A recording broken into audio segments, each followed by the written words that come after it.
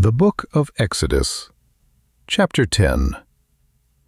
The Lord said to Moses, "Go in to Pharaoh, for I have hardened his heart, and the heart of his servants, that I may show these my signs among them, and that you may tell in the hearing of your son and of your son's son what things I have done to Egypt, and my signs which I have done among them, that you may know that I am the Lord." Moses and Aaron went in to Pharaoh and said to him, "This is what the Lord, the God of the Hebrews, says. How long will you refuse to humble yourself before me? Let my people go, that they may serve me.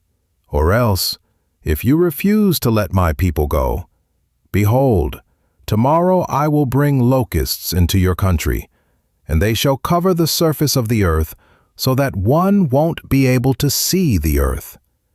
They shall eat the residue of that which has escaped, which remains to you from the hail, and shall eat every tree which grows for you out of the field.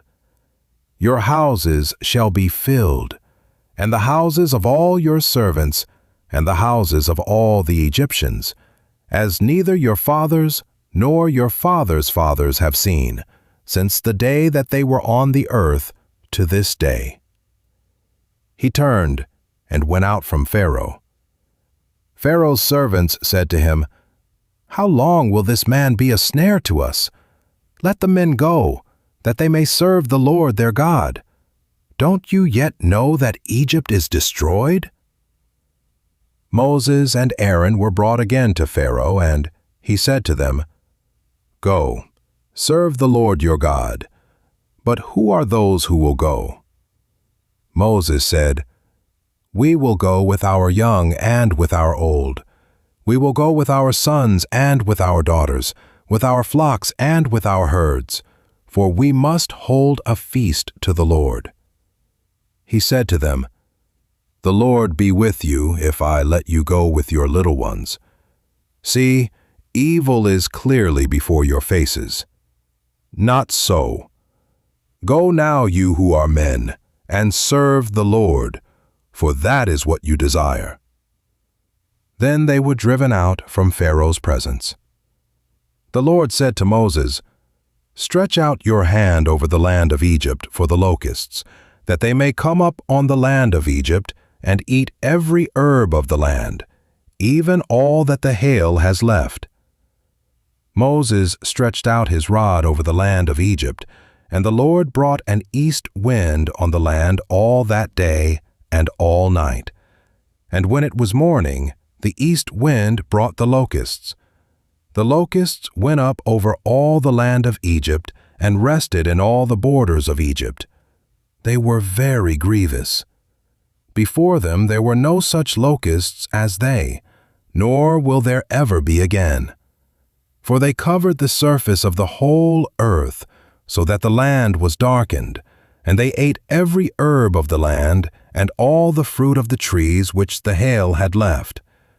There remained nothing green, either tree or herb of the field, through all the land of Egypt.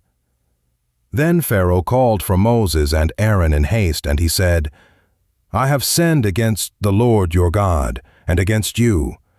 Now therefore please forgive my sin again, and pray to the Lord your God, that he may also take away from me this death." Moses went out from Pharaoh and prayed to the Lord. The Lord sent an exceedingly strong west wind, which took up the locusts and drove them into the Red Sea.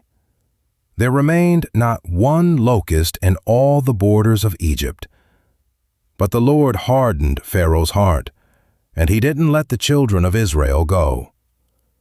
The Lord said to Moses, "Stretch out your hand toward the sky, that there may be darkness over the land of Egypt, even darkness which may be felt." Moses stretched out his hand toward the sky, and there was a thick darkness in all the land of Egypt for 3 days. They didn't see one another, and nobody rose from his place for 3 days. But all the children of Israel had light in their dwellings. Pharaoh called to Moses and said, Go, serve the Lord. Only let your flocks and your herds stay behind.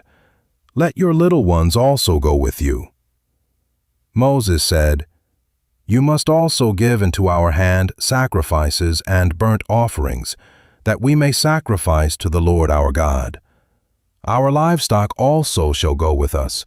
Not a hoof shall be left behind, for of it we must take to serve the Lord our God. And we don't know with what we must serve the Lord until we come there." But the Lord hardened Pharaoh's heart, and he wouldn't let them go.